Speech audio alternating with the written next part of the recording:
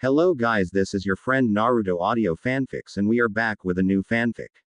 Which is what if Naruto was the forgotten twin, and Hinata, Tayuya, Anko and Yugito chose the Broken Prince, Part 1. And if you enjoy this fanfic then please press the like button and subscribe to my channel for more fanfic like this. And now let's start the fanfic. Naruto was sprinting through the thick forest floor of the northern forest surrounding the Leaf Village with his black shirt torn and painful expression on his face as his 7-year-old body was falling apart as he was bleeding from the multiple cuts along his body.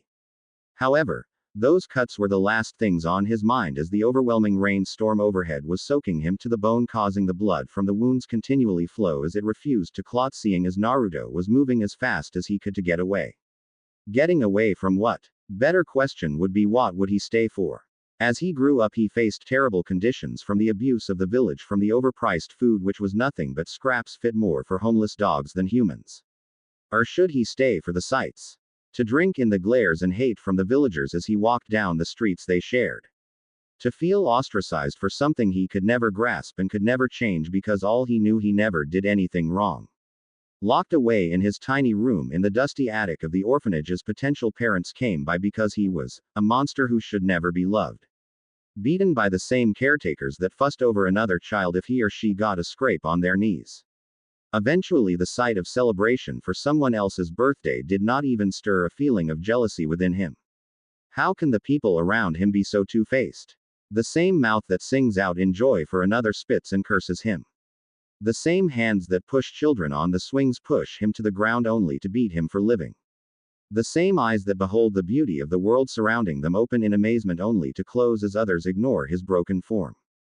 The same ears that listen to the rustling of the leaves in the still mornings become deaf to his cries in a nearby alley. Too lost in his thoughts he failed to notice the large roots sticking out of the ground and he fell in the middle of a clearing in the forest, allowing the undying rain relentlessly poured down on his small frame as if they were the physical embodiment of his painful memories. He gripped 2 handfuls of the grass beneath him as he struggled to continue on. Just a little more, just keep going. To where? A small voice in his head replied. It was that same voice that just wanted him to give in, just to accept what was going on in his life. That was the final straw as the sensations of rapidly passing memories of pain flew by, the storm roaring over him, hazy outlines of past abusers in the rain approached him as his mind was breaking. He gripped his overwhelmed head with his small hands and roared out to the storm in pure anguish. Stop.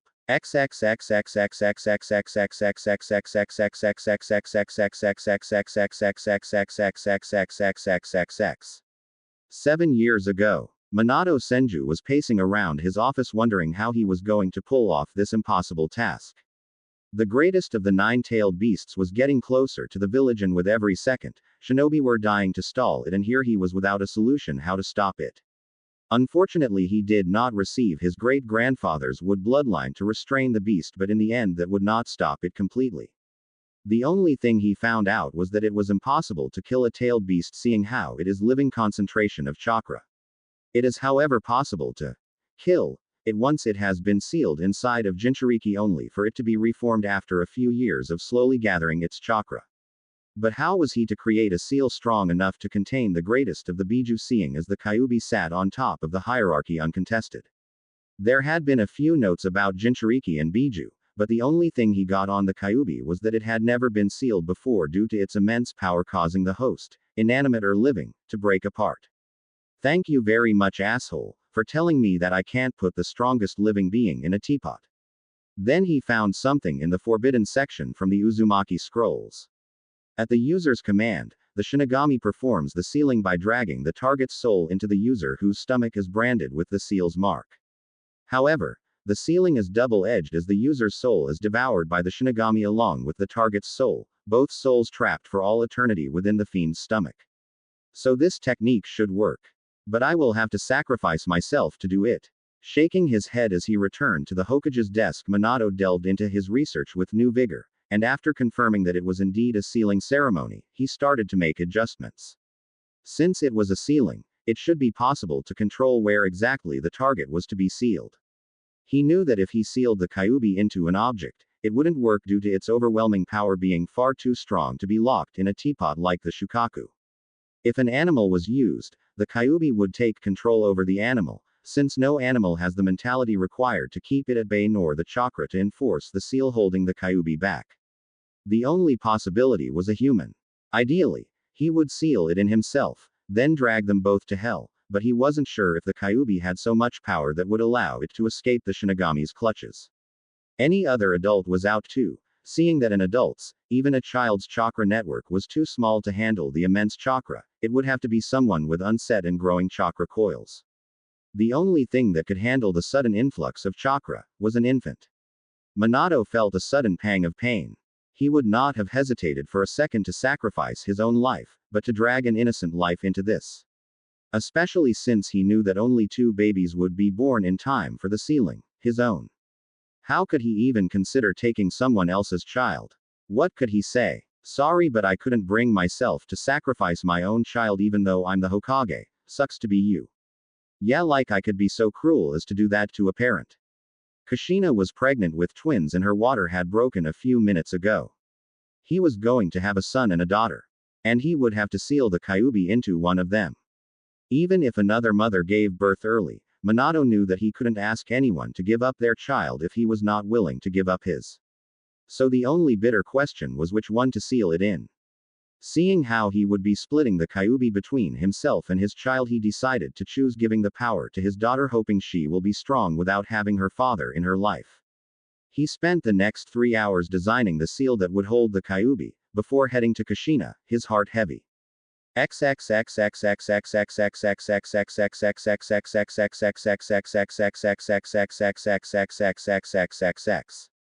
Kushina held her babies in her arms, smiling at both of them. Naruto looked just like his father with his tuft of blonde hair and crystal blue eyes, while I was her spitting image with purple eyes and red hair.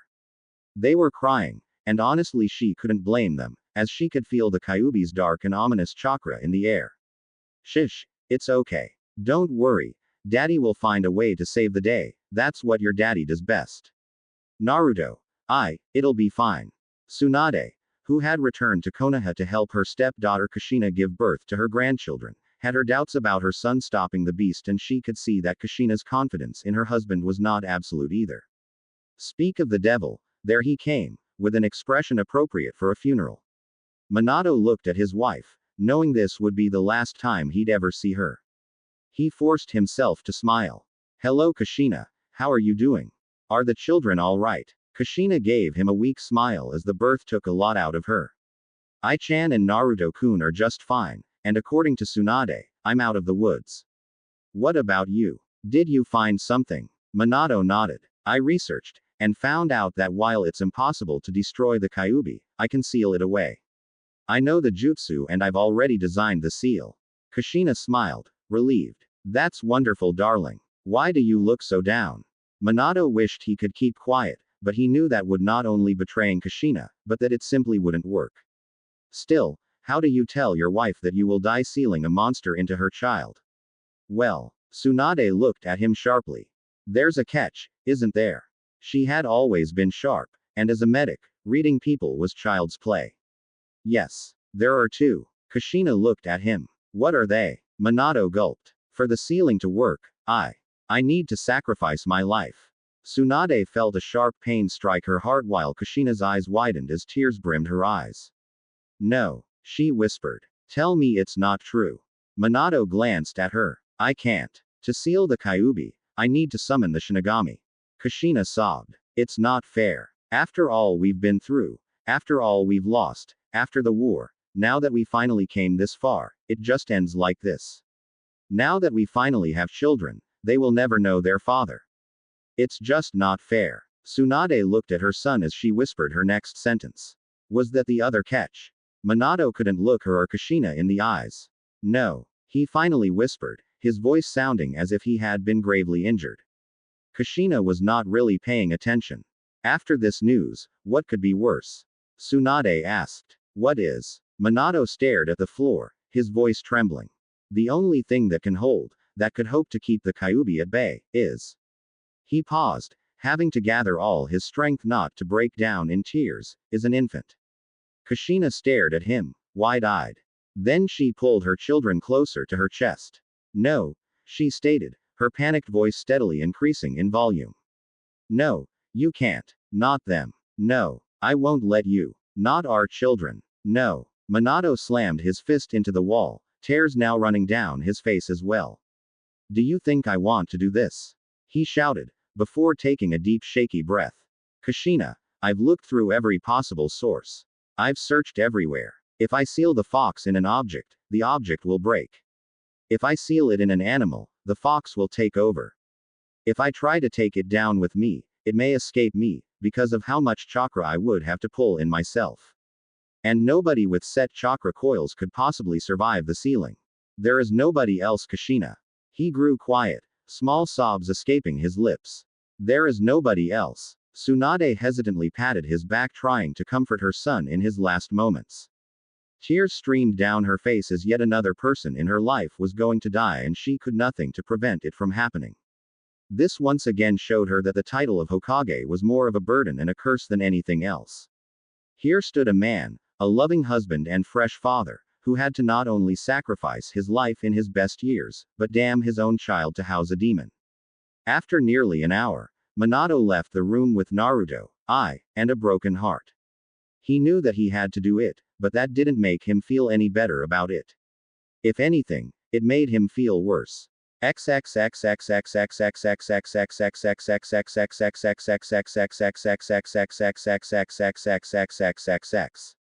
Minato stood on Gamabunta's head, staring at the fox who destroyed his life and the village. He sighed. You ready, Gamabunta? The large toad snorted humorlessly. I am not a miracle worker, but I will do what I can. Thanks. Tell Jiraiya-sensei to get you a large bottle of sake, my treat. Minato stated. The toad nodded. Well then, let's go. With a mighty leap, the toad charged the possibly most dangerous beast on the planet, using his sword to deflect an oncoming tail. As Gamabunta was defending against the Kyuubi, Minato had already readied his Hirishin to flash away the beast and was flashing through the last hand signs as Gamabunta took to the skies with another massive leap and landed on top of the nine tails. Minato, go! Minato had already finished his signs as he jumped off of Gamabunta and onto the head of the Biju and flashed to the forest away from the village. Staring down the beast, he summoned a ritual altar for Ai and placed her down as he guarded Naruto. Minato flashed through the seals for the Uzumaki Kenjutsu. Shiki Fujin. He felt like his chest was encased in ice as the Shinigami's arm shot out of his stomach, grabbing the Kyuubi who was desperately struggling while Gamabunta kept it from escaping as a brightly glowing inscription formed on both Ai and Minato. The Kyuubi was now helpless as the Shinigami was ripping his chakra and his soul out of his body. Damn you fourth. Minato slowly turned around and looked at the Shinigami, who was also looking down to him. Are you prepared? The deity asked. Minato opened his mouth. Images began to flash before his eyes. His village. His wife. His son. His daughter. The images changed. He saw his hopes for the future. First he saw his village, glistering proudly in the sunlight. He saw Kushina smiling at him in front of their compound. He saw his children growing up, first as children, then young teens. He saw himself and Kushina giving them advice on the shinobi life. He saw them, now older, at their weddings. He saw himself hand the Hokage hat to his children. He saw his grandchildren sit on his lap while he told stories of long past wars. He finally saw himself, now as old as Sarutobi, laying in a bed, surrounded by his precious people, peacefully closing his eyes. Unlike many shinobi, Minato's ideal death had never been to die in a brilliant display, fighting an equal if not superior foe like his great-grandfather or facing unbeatable odds to buy his comrades time like his great-granduncle. He wouldn't mind going that way, mind you, but his dream had always been to die peacefully of old age with a smile, surrounded by his loved ones. It wasn't fair to have everything stolen from him, just when life had finally started to look up. He could stay tough, but facing a true demon, Minato, knowing it would make no difference, chose honesty. I'm not ready. This statement, while seemingly so easy to make, was the hardest thing Minato had ever done, including choosing to use his children. He gave up his ego, his pride, his image as the fearless, confident leader and revealed his true self. A man who was afraid to die with so much left undone. Where was his courage? His resolve to offer his life as the Hokage? The iron will and passionate love for his village that made him running into more than one hopeless situation with guaranteed death. Where was that passion that had driven him in the library to search for a solution, no matter the cost to himself? Gone. Vanished under the cold gaze of a demon that stripped away all falseness, whom could not be deceived. The Shinigami looked at him, his inhuman face betraying no emotion. Then, very well. Minato blinked. It couldn't really be that easy, could it? What? The inscription on his stomach suddenly disappeared. He was confused until he heard a poof behind him. Naruto was now on a similar ritual altar as I with Minato's old inscription.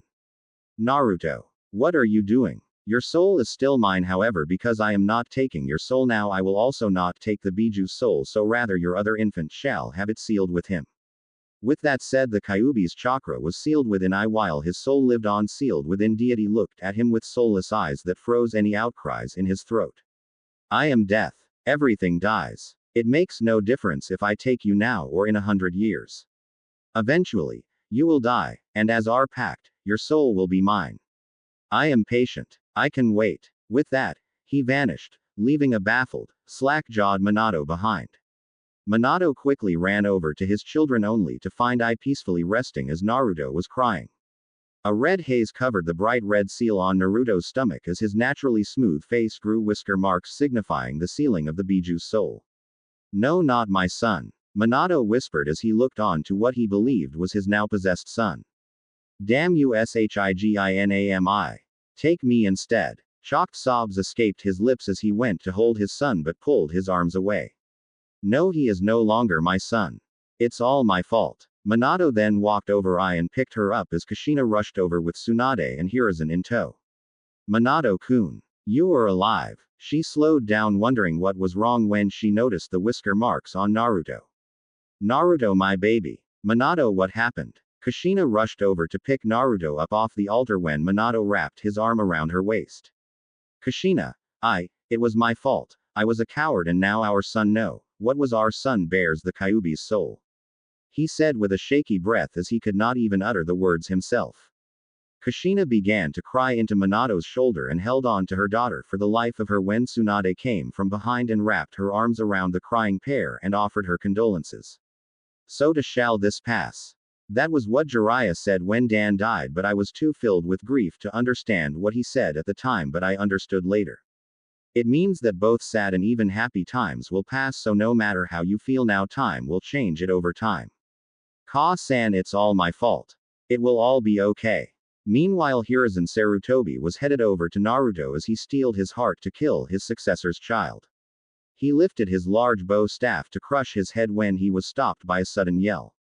No. But unexpectedly it was Minato who stopped him, not Kushina, who was looking away and ready to let her ex-child die. We do not know what will happen if we willingly kill the Jinchuriki. It could terminate my contract with the Shiginami and kill both of us. Minato said as he called over a silver-haired Anbu to hand Naruto over. Minato-sensei, he is your.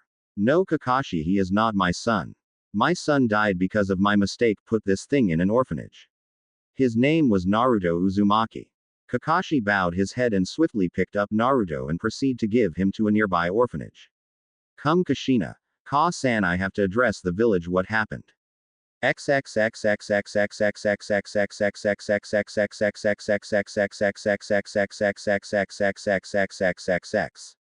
The reunion had been shocking and heartwarming, lasting nearly an hour before Minato decided he couldn't leave his villagers in the dark any longer. He took his daughter in his arms and smiled. She looked exactly like her mother. He stood on the tower, looking down on the masses gathering below, cheering for his victory. He smiled. People of Konoha, we have won. Thanks to our many brave shinobi, I have managed to find a way to defeat the Kyuubi. It will no longer be a terror to our village anymore. The roars were deafening. Minato raised his voice. But not I alone am the true hero. The heroes are all those who bravely faced the Kyuubi. All the shinobi cheered even louder. Then Minato spoke again. Nor am I the savior of Konoha. The true savior is right here. He lifted Ai up, so that everyone could see her. The Kyuubi was extremely powerful, and because it is immortal, nothing can truly kill it. However, this girl is keeping it locked away where it can never cause harm again. She is the jailer for the most powerful Biju, and she will make sure that we can live without fear. I present you the savior of Konoha, my daughter I Senju given to us by beautiful wife Kushina Senju. There was a moment of silence, then the applause and cheering rose to new heights. Their great Hokage had stated that the girl, his daughter no less, was a hero who kept Kyuubi imprisoned forever, so it had to be true. The few yelling something about killing the demon were swiftly pulled away where the truth was beaten into their heads. Minato felt mixed. He was glad that his daughter and wife were accepted, but he also felt awful knowing he did not deserve these cheers and that his son needed to die for him to live. For a moment he had wished the Shijinami would come back and take him instead, but that would have been selfish seeing he would be leaving his family behind. Kushina would have had an uphill battle to get her own daughter, and I could have grown up with a terrible childhood seeing as the villagers would be unable to tell the difference between the jailer and the prisoner. And even though revealing both his marriage and status as a parent might have been risky, Minato was not worried.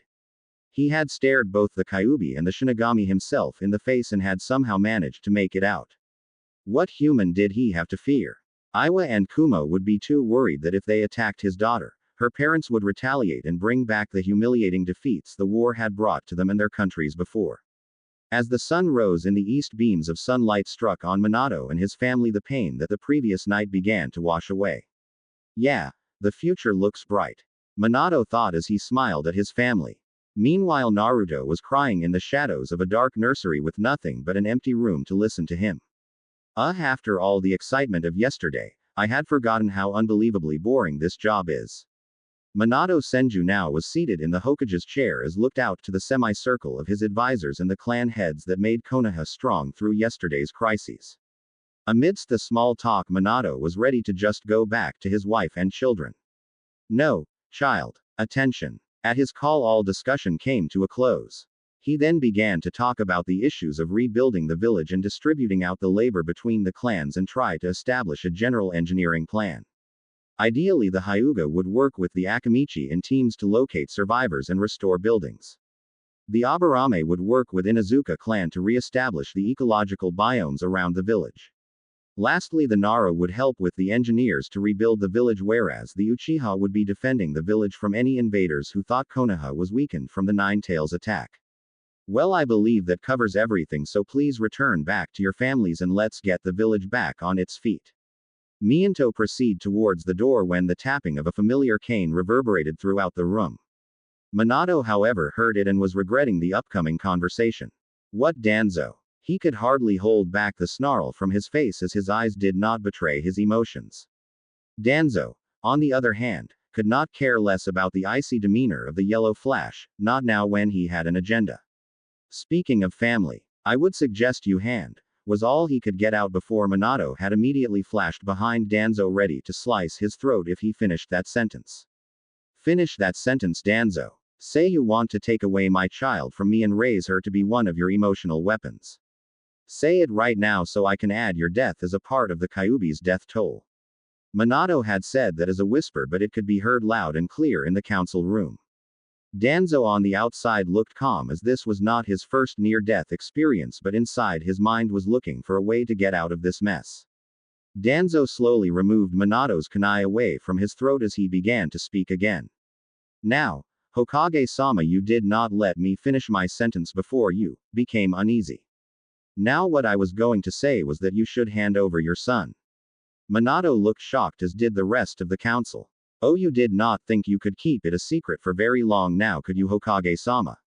Yes, one of my root agents followed your Anbu, delivering your other child to the orphanage in the southern part of the village. Now why would our great leader not let the village know of his other child? Unless that child was the real Jinchuriki of the Nine Tails Biju. Gasps filled the room as Danzo continued. How pitiful. You think you can offer people hope by claiming that your daughter holds back the beast, but in reality you could only split its being between both of your children, leaving your son to bear the beast's soul while you would have the power of the Biju under your thumb to enforce your rule as Hokage. Minato quickly took control of the room as his chakra flared to unbelievable heights, showing the immense power of the Senju clan. No, I would never do that to the village. The will of fire burns brightly, but there are some places that the flame cannot reach. What I mean to say is that Naruto, who was once my son, is no longer what Kushina and I made together in love.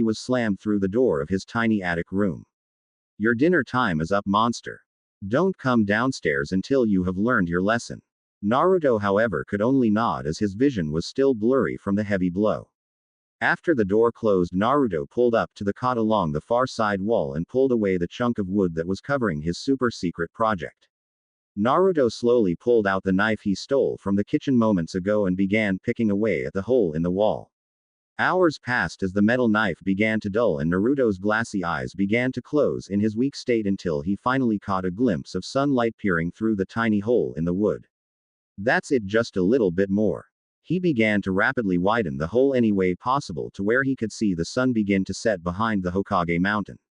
One day I will get out of here and find Hokage-sama, he will save me. Naruto whispered as night fell and he replaced the wood chunk covering the hole and collapsed into the cot. He simply was too weak to maintain any continuous labor as the caretakers always gave him the minimum necessary to grow and not starve. This all started about the age of 3 when he noticed how he was treated terribly.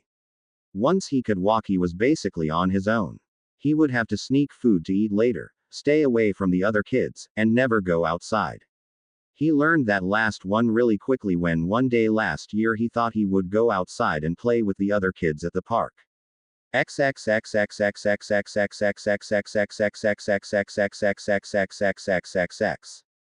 One year ago, as he began to run toward the park, he failed to notice the hostile glares and the whispers of the people around him. Isn't that the demon boy? I heard he was locked away at the Konoha Correctional Facility. We have to tell the others that he has escaped. Quickly the street dispersed as Naruto made it to an empty park. Where is everybody? A 6-year-old Naruto yelled out, wondering if they were playing hide and seek. We are right here, demon boy.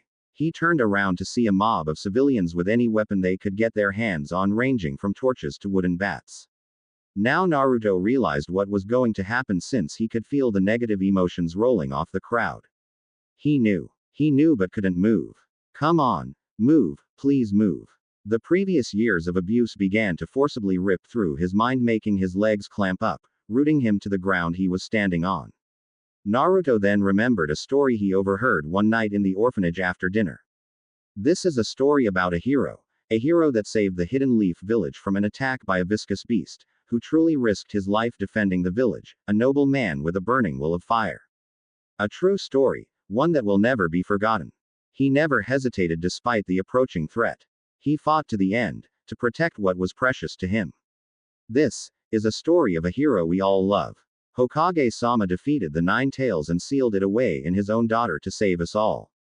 In the words of the Sandaime Hokage, a hero bears longing, brings hope, even if you walk into the jaws of death, even if you're faced with crisis, let your will burn ever brighter, fight for those who believe in you, that's what a hero is. Even as days pass, and the past is replaced by the future, that name will remain as solid as rock, leaving its traces in the new age. A name is once more inherited in this world of chaos, that's what a hero is. A new wind carved into history, its name is me. Naruto roared as he sprinted past the mob and headed toward the large tower in the center of the village.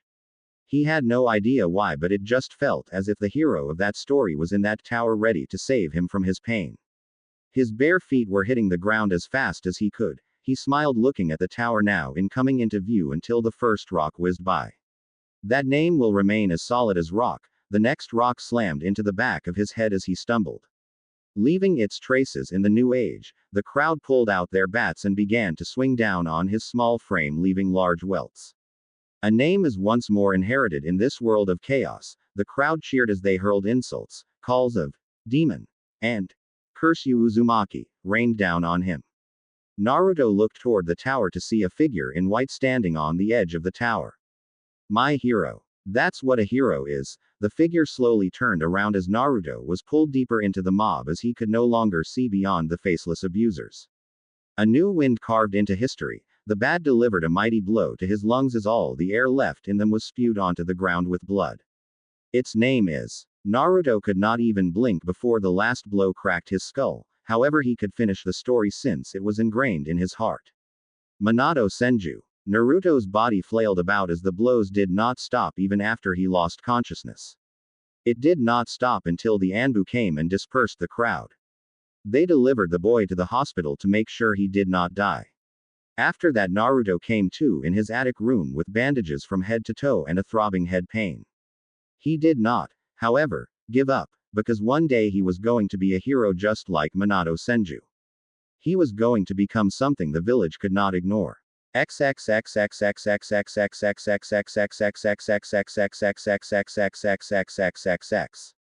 Present day. Today is the day I find Hokage-sama and I get out of here. Naruto thought as he woke up from his night of clearing out the hole in the side of the wall. Now to get the rest of the stuff. Naruto quietly tiptoed to the door and slightly opened it to look for any of the caretakers nearby. Seeing none, he silently crawled along the hallway, making sure that he was as low as possible to avoid being seen by the bottom floor through the stair railings. He made it across without being detected and he opened the door to the coat room.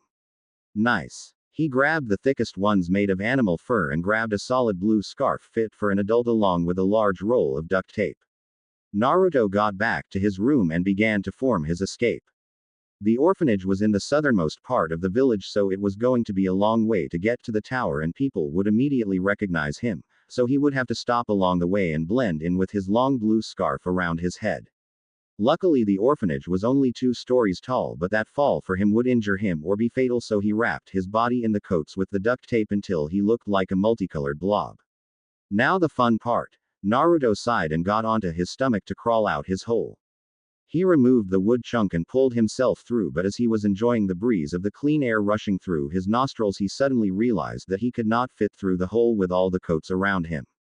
Come on. Come on. He gripped the side of the walls, ignoring the pain of the splinters shooting under his fingernails, and squeezed through the hole without the coats thanks to the light rain that began to fall. He fell but landed in the large pile of leaves right under the hole he made. Wow, what luck, looks like this will work out after all. What stinks is this rain though. Storm clouds began to form overhead as Naruto started his journey to the Hokage Tower.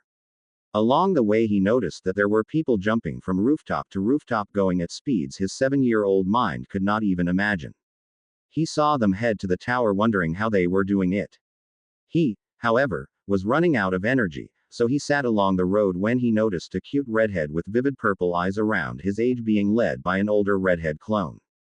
But Ka-chan, I am going to be a ninja soon. I can walk down the street by myself.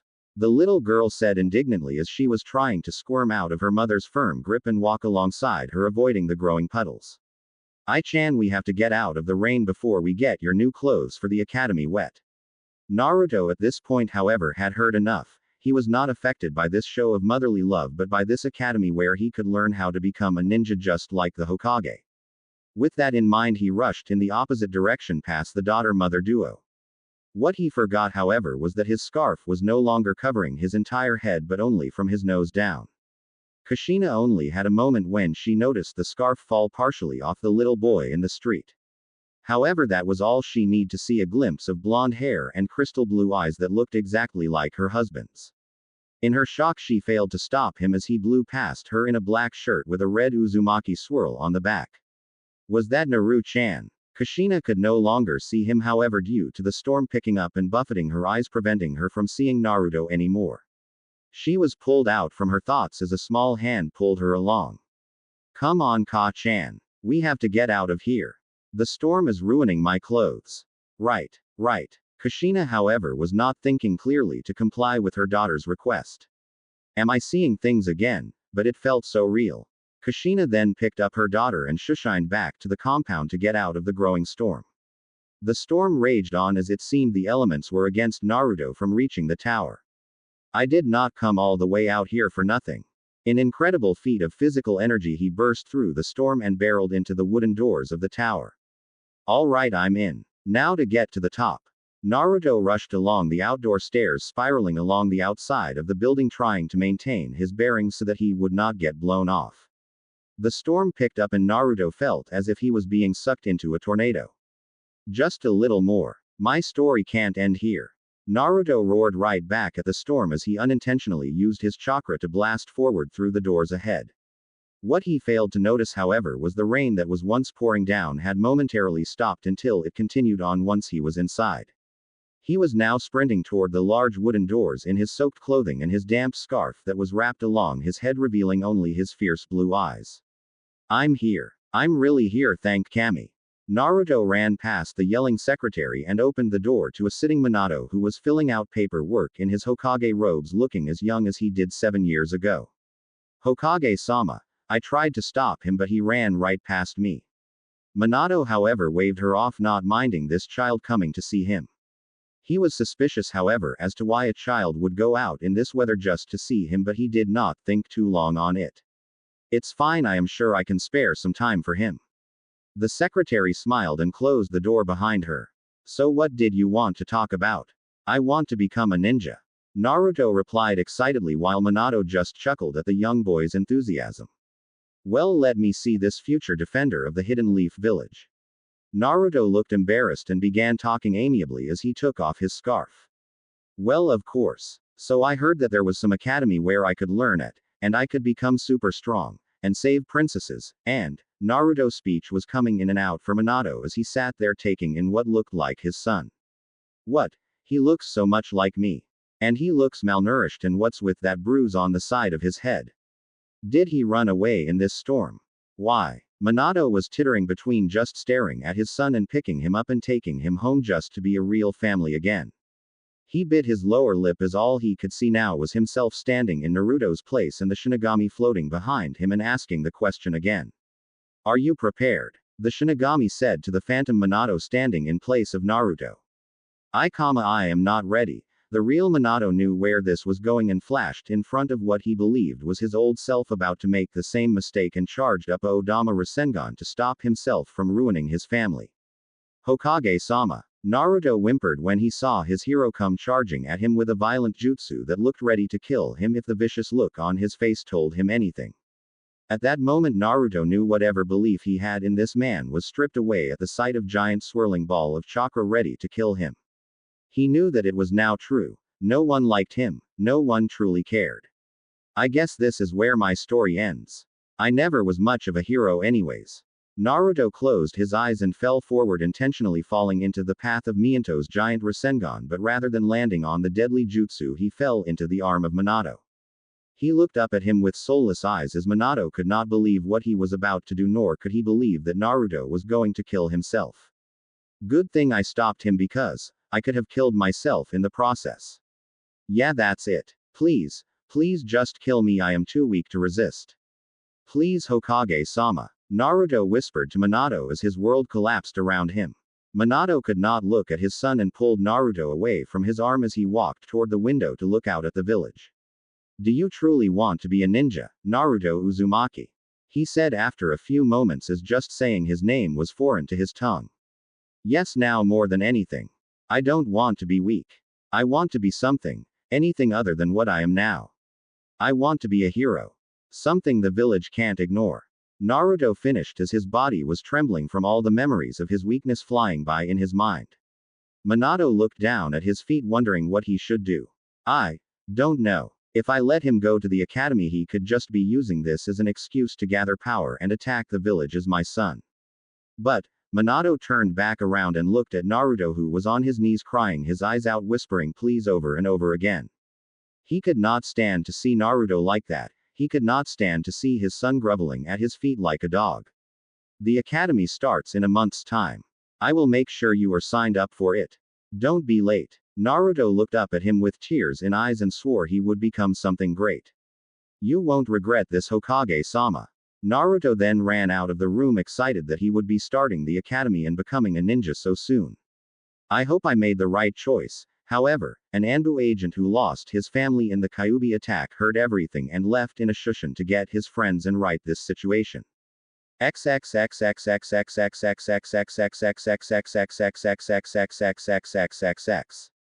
Leaf Village Street. Woo. I am going to be a ninja. Naruto yelled out into the storm as he was too excited to care about being wet. I'm going to be a ninja. Ninjas don't care about being wet. Naruto continued his way to the orphanage until 4 blurs prevented him from going past them. As he got closer, he recognized the figures quite easily as he just spoke to the blonde one only moments ago. Hokage-sama, what's going on? Shut up, demon boy. I only refused to kill you in my office so your blood would not stain my floor. But what about the academy and me becoming a ninja? Naruto cried out. That was all a lie. Now do what foxes are good at and run. The other Anbu jumped into action as they threw shuriken at him, and the hanged Anbu just smirked at the horrified face on Naruto. I knew it was too good to be true. Naruto, however, could only mumble what he said since he was too busy from dodging the lethal weapons. He ran north trying to lose them in the forest.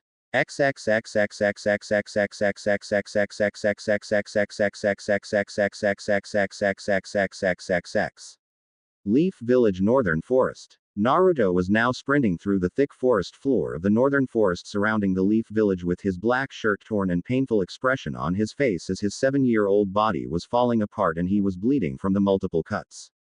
However, those cuts were the last things on his mind as the overwhelming rainstorm overhead was soaking him to the bone, causing the blood from the wounds to continually flow as it refused to clot, seeing as Naruto was moving as fast as he could to get away. Getting away from what? Better question would be, what would he stay for? As he grew up, he faced terrible conditions from the abuse of the village, from the overpriced food which was nothing but scraps fit more for homeless dogs than humans. Or should he stay for the sights? To drink in the glares and hate from the villagers as he walked down the streets they shared. To feel ostracized for something he could never grasp and could never change because, as far as he knew, he never did anything wrong. Locked away in his tiny room in the dusty attic of the orphanage as potential parents came by because he was a monster who should never be loved. Beaten by the same caretakers that fussed over another child if he or she got a scrape on their knees. Eventually, the sight of celebration for someone else's birthday did not even stir a feeling of jealousy within him. How can the people around him be so two-faced? The same mouth that sings out in joy for another spits at and curses him. The same hands that push children on the swings push him to the ground only to beat him for living. The same eyes that behold the beauty of the world surrounding them open in amazement only to close as others ignore his broken form. The same ears that listen to the rustling of the leaves in the still mornings become deaf to his cries in a nearby alley. Tears streamed down his face from the memories of his childhood only to be lost in the uncaring rain. It seemed even Kami could care less for this little boy as he tried to escape from his pains. He even tried talking with the Hokage, but it seemed he was always too busy, or when he did talk to him, he would only say something about how the villagers would eventually stop or how they will grow to love him as he would be defending the village, but he refused to even look at him, usually over him or even through him. It was during these talks when he realized that no one would ever love or even care for him. Too lost in his thoughts, he failed to notice the large roots sticking out of the ground, and he fell in the middle of a clearing in the forest, allowing the undying rain to relentlessly pour down on his small frame as if they were the physical embodiment of his painful memories. He gripped two handfuls of the grass beneath him as he struggled to continue on. Just a little more, just keep going. To where? A small voice in his head asked. It was that same voice that just wanted him to give in, just to accept what was going on in his life. That was the final straw as the sensations of rapidly passing memories of pain flew by, the storm roaring over him, hazy outlines of past abusers in the rain approached him as his mind was breaking. He gripped his overwhelmed head with his small hands and roared out to the storm in pure anguish. Stop. Then the unthinkable occurred. The rain suddenly froze mid-air as if someone had hit the pause button on a movie. Naruto looked wide-eyed at the immobile rain and reached out to touch a large raindrop when a sudden loud rumble of thunder broke him of his trance. He jumped back as the rain then continued to pour down on him with such intensity that it made it nearly impossible to see, and with such speed that it began to hurt him as he continued to run away, seeking shelter from the storm. Naruto could not see and was too tired to continue walking, so he collapsed face first into the soft grass. Well, it should have been soft, but it felt as if he hit his face on concrete. OWW, what was that? Naruto rubbed his face to get the water out of his eyes and removed the dirt covering what seemed to be a solid concrete circle, like a sewage drain cover, with a strange symbol in the center. This looks weird, maybe it's covering something. Naruto's small fingers wrapped around the edges and he moved the concrete covering slightly with all he had. He noticed that it was covering a hole that led to a tunnel underground. I wonder what's in here. Well, whatever it is, I need to get out of this storm, so I'm going in. He put his arms behind his back as he tried using his legs to push the rest of the cover off until a few seconds later there was enough space for him to fit in. Naruto jumped down and rolled when he hit the bottom, which was about 8 feet from the top of the hole. He continued on into the darkness until the tunnel widened and candles flickered on as he walked to the center room where a large scroll was sitting on a table next to a weird-looking sword. Whoa, that armor looks so cool. Naruto ran towards the mannequin wearing armor emblazoned with the Senju symbol worn over a simple black suit, with a distinctive white fur collar. This armor was constructed from numerous blue metal plates, formed into multiple protective guards along the body, in particular, chest, waist, groin, lower behind, shoulders and upper arms. This clothing was accompanied by sandals and a hapiri engraved with the Konoha emblem, in the place of the more traditional forehead protector. Naruto did not know it, but in his weakest moment he found the armory of his unknown ancestor. Naruto spent a few more seconds to examine the armor until he went over to the table with the scroll and the sword. He decided to wait to open the scroll until he explored the rest of the area, so he looked around and noticed there were 3 doors on each wall surrounding the main room. He went past the table with the scroll and the sword and straight into the room behind it, only to find a small bedroom for one with a large closet and a nightstand with a lit candle on it. Well, that wasn't as exciting as I thought, but it's way bigger than my old room. He closed the door and looked to his left and then his right to see which door would have something cooler behind it. He then just shrugged, knowing it did not really matter which door he opened, if so he headed to the one on the right to find what he guessed was the training room. The room was weird to say the least. There was white tiled floor with holes in it surrounded by water on all sides in trenches forming a sort of moat. He also noticed that there were 3 training logs in the front of the tiled floor set in a staggering pattern. He decided to take a closer look, so he took off his shirt and jumped in the trench in front of him and swam the short distance to the floor. It was not until he hit the first tile that something went wrong. The poles began advancing on him and he began to move to get out of the way when they continued to move in a set pattern, so he was able to avoid them quite easily. "Ha, is that all you got?" He would immediately regret his words when the floor underneath him began to rumble and water began to shoot out of the holes randomly, keeping on his toes. "Come on, I didn't really mean it." Things got serious when he slipped and the hole nearby shot out and skimmed his arm and created a small gash along his arm. He recognized how powerful the water coming out of the holes was, so he quickly decided to get out of there. He bolted toward the exit when the other half of the training floor folded up, making a wall pointing all the holes at him, ready to jet the highly pressurized water into his back. "I can't reach the door in time, I need to do something." Naruto turned to face the wall when he noticed that the jets of water were already on their way to kill him. I hope this works. Naruto roared out at the incoming jets and slammed both of his hands together, interlocking his fingers, which pulled the water from the nearby trenches to create a water wall preventing the jets from attacking Naruto. That was awesome. He dropped his hands and watched as his water wall fall and the floor readjust itself. He decided that he had enough excitement for the day and headed out of the training room. Shaking his head to get the water out his ears, he put on his torn black shirt that was lying next to the entrance to the room. I really need some more clothes. Naruto walked across the room towards the last room only to find the mother lode, figuratively speaking. Look at all these scrolls. Naruto was now giddy and ran to the cabinet with clear glass doors and several shelves of scrolls. He took a handful and pushed all the other notes on the desk nearby off to the side. He opened one to find Sweden. Water Dragon Bullet. Naruto was excited since it sounded really powerful, but realized he had no idea how to even attempt it. What is elemental manipulation? Wait, 44 frickin' hand signs. I don't even know any of these. Why are they animals anyways? Naruto huffed, knowing he was going to have to learn all the basics before he could try to learn the more advanced techniques. Now where was he going to learn all this stuff? Suddenly he got it. The library. But I can't go out like this. Let me see if there is something in the bedroom. Naruto entered the bedroom to find the closet, only to open it up and find nothing but a rack of long-sleeve black shirts with white fur collars. This is seriously all he wore. Sigh. What was I going to expect? A closet full of clothes for a 7-year-old?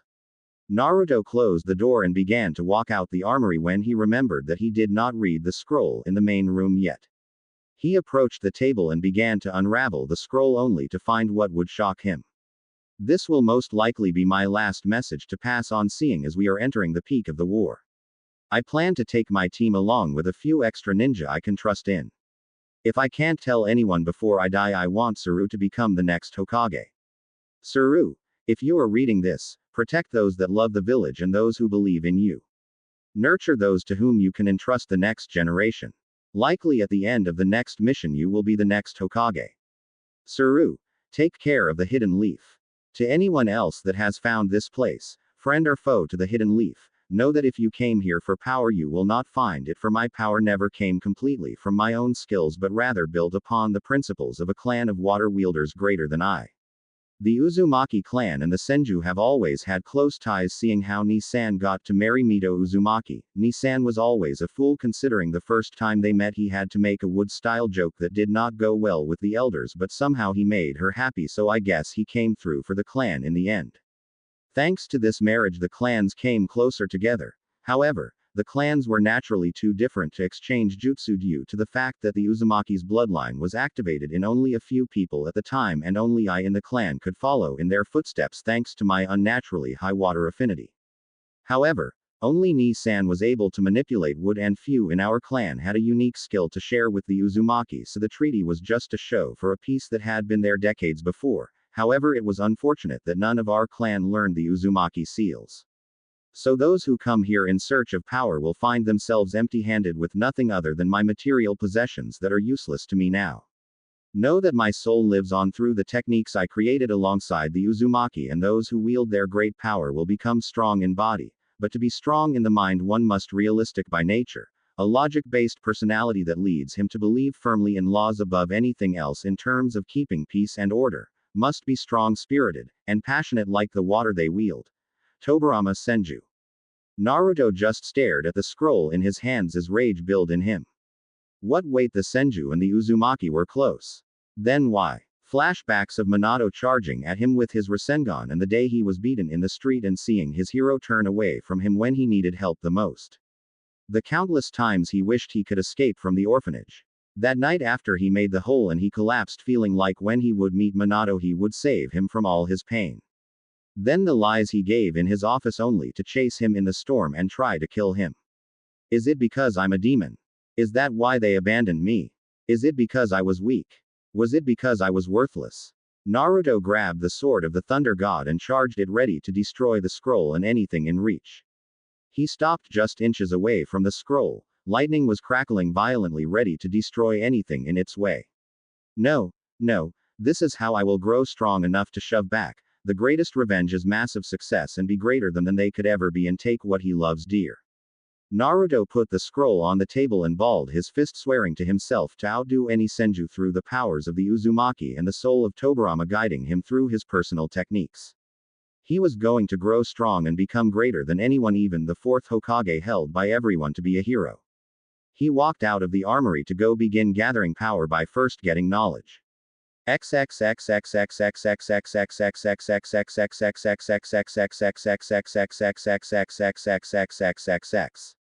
Hours later, Naruto returned looking like a new person. He was wearing a short-sleeve royal blue karate gi with a light blue lining over an armor fishnet undershirt partially shown as the gi was loosely tied by a solid white belt along with solid black pants. However, the most noticeable change about him was the seemingly permanently cool expression on his face as he entered the armory and into the library. He pulled off the backpack from his shoulders and held it upside down to drop all the books he had stolen from the library onto the tabletop. Beginner's Guide to Chakra Control, Understanding the Elements of Chakra Nature, History of the Elemental Nations. Naruto said out loud, going through a checklist that he thought was going to be taught at the academy as he looked through the library for the academies section for students who could not afford to purchase the books. His face held a smirk as he was glad that he had all these new books, seeing as the only thing he could really do in the orphanage was read and books were rarely given to the demon.